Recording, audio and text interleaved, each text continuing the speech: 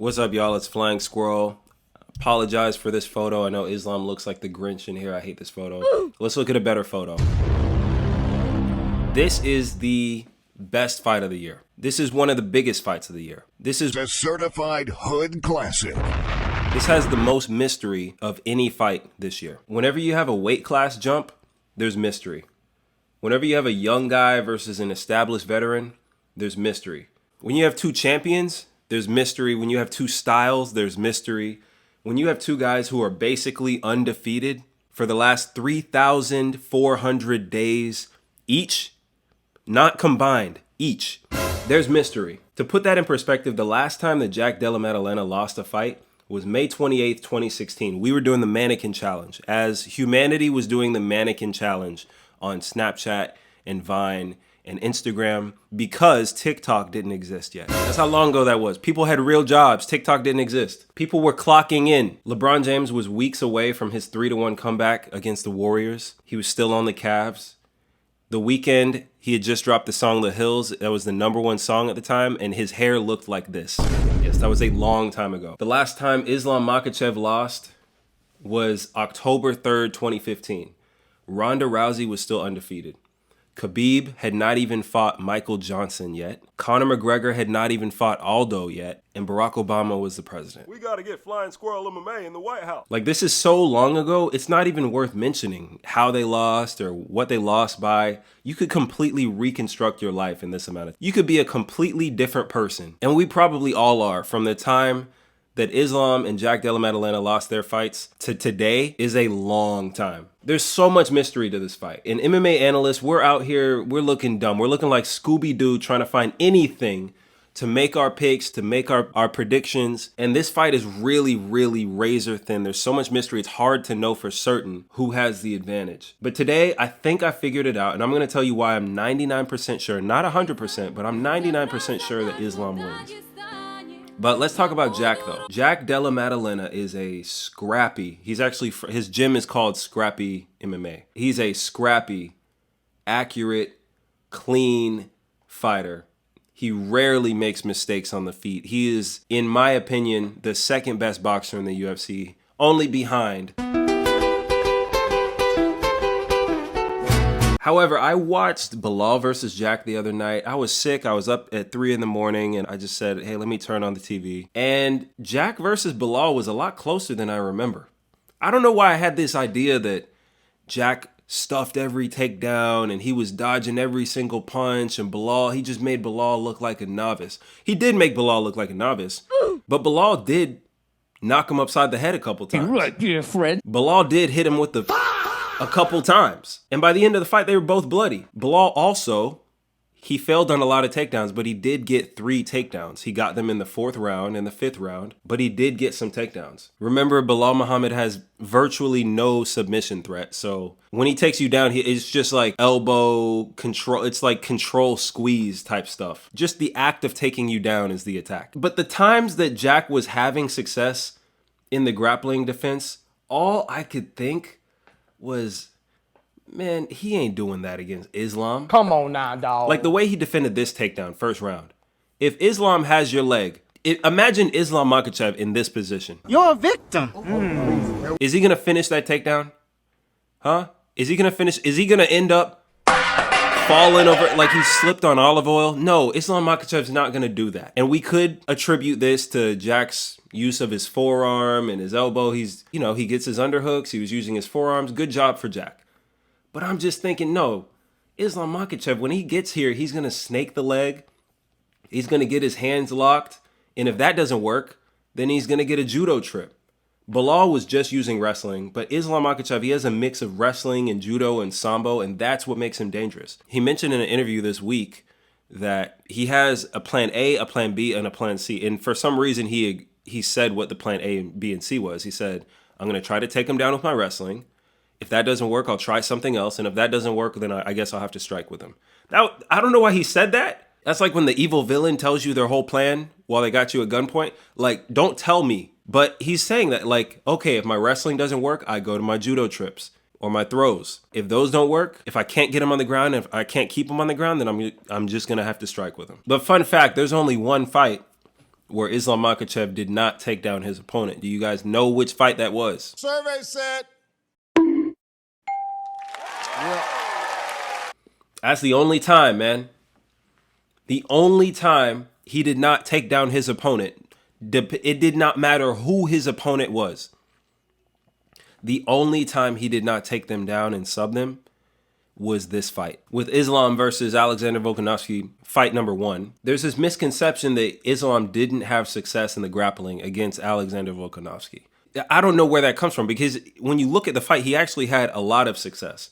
He took him down rounds 1, 2, 3, 4. He didn't take him down in round 5. That was the one round that Alex unanimously won. But he took his back. A lot of the fight was spent watching this right here, this scene right here. The only place he didn't have success in that fight was in the submission game. But if you take down Alexander Volkanovski, featherweight GOAT, by the way, that many times, and you're not able to sub him, but you're able to get his back, does that mean that all of a sudden you're washed at grappling?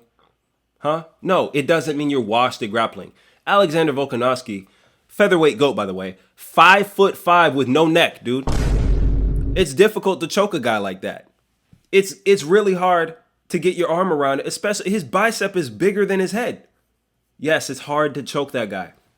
You know who it's easy to choke? People who have longer necks, which he did.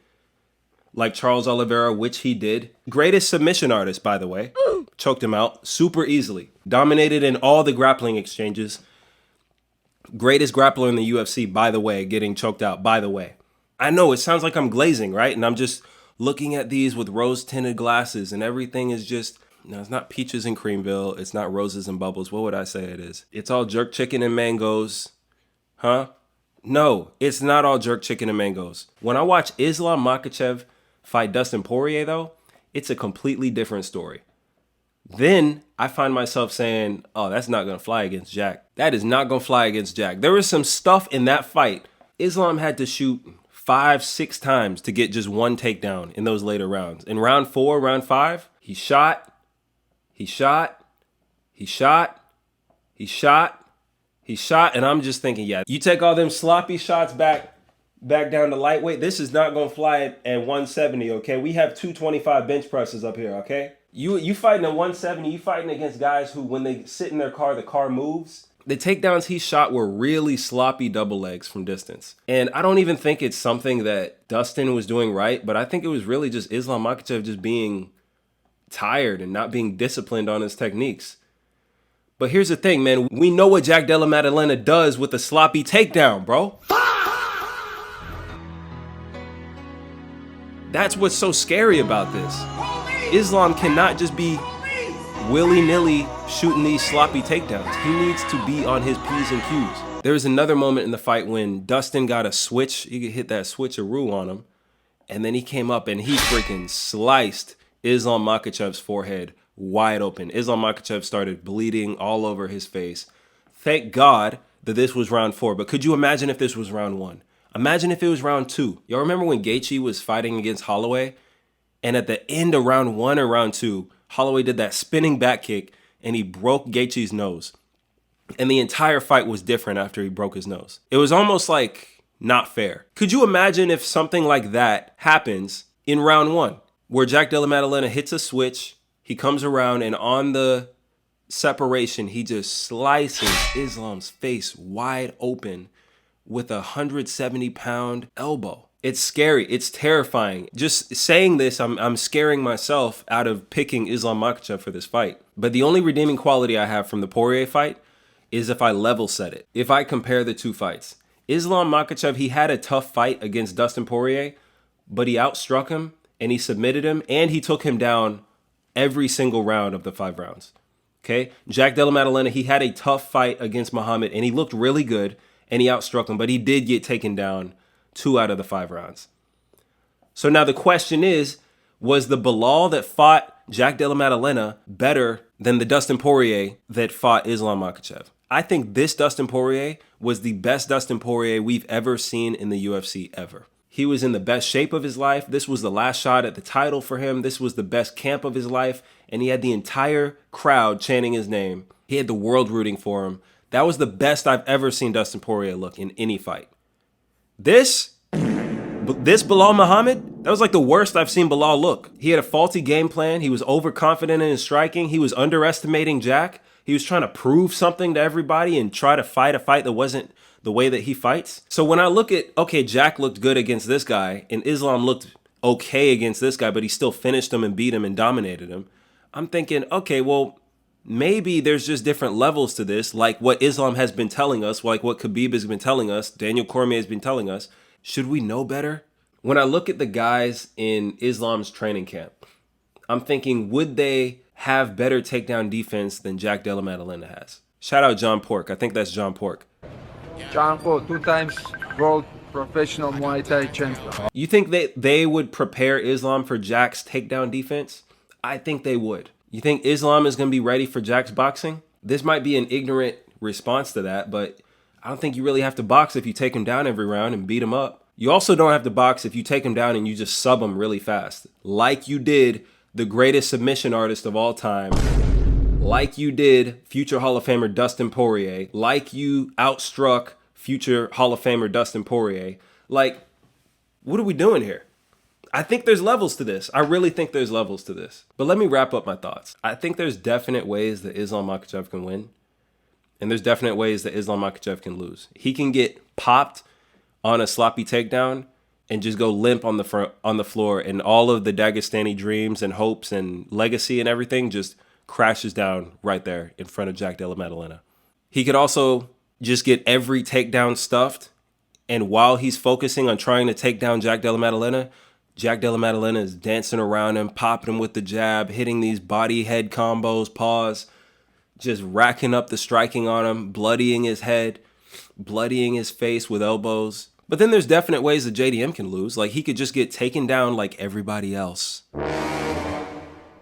and subbed like everybody else. When I watch JDM fight, I get chills, right? Because his striking is so good. But when I watch Islam Makhachev fight, I also get chills because his grappling is so good.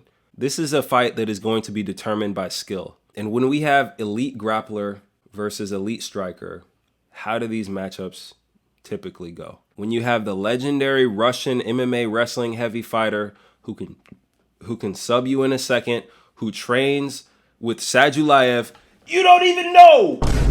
People like Hamzat, people like Khabib, I'm talking legendary, who sub everybody they fight and dominate everybody they fight with wrestling. It does not matter who they fight. They're just over there collecting bodies like Perfect Cell. Look at me, I'm perfect. I'm from Dagestan. I train with Sadulayev. Khabib's father said that I was up next. You think Goku can beat me? When these guys fight the scrappy striker who's learning grappling and training their grappling for this fight, and the main thing they're training in grappling is how to defend takedowns and subs, it always goes the same way. Dricus du Plessis was training wrestling defense for Khamzat Chimaev. Robert Whittaker was training wrestling defense for Khamzat Chimaev. Gaethje, Poirier, Conor McGregor were training wrestling defense for Khabib Nurmagomedov. How did those fights go? How many times does the Dagestani not get his way? The only time the Dagestani doesn't get his way is if he's fighting someone from Georgia. How about jacuzzi? That's literally the only time. And for that, I'm going with Islam Makhachev. Like JDM, it's a mystery on if he's that good. Islam Makhachev, it is confirmed. He is as good as he says he is. He has the record to show it. It's not like he's declining. He's not getting washed. I'm picking Islam Makhachev. I think Islam Makhachev becomes another double champ in the UFC. That's my video. If you like this style of video, check out my other videos I made about the other fights on UFC 322, like Leon Edwards versus Carlos Prates, Zhang Weili versus Valentina Shevchenko. I'm going to work on my Michael Morales versus Sean Brady video soon. So make sure you're subbed and have the notification button on for that, because you will not want to miss me analyzing Michael Morales and Sean Brady. Like and subscribe if you want to like and subscribe. Follow me on Instagram, Flying Squirrel MMA. Thanks for watching. Peace.